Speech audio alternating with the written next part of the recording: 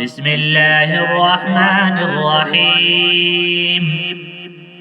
لم يكن الذين كفروا من أهل الكتاب والمشركين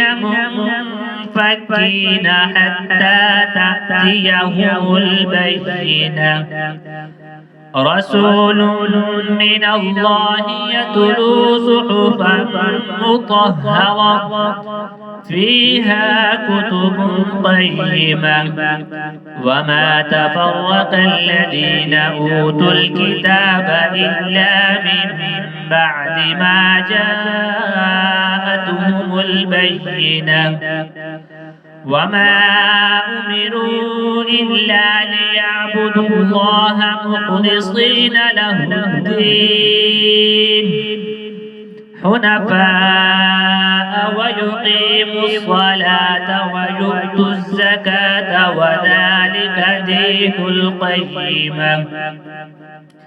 إن الذين كفروا من أهل الكتاب والمشركين في نار جهنم خالدين فيها أولئك هم شر البرية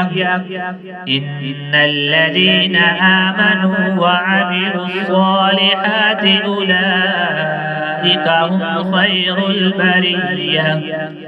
جزاؤهم عند ربهم جنات عدن تجري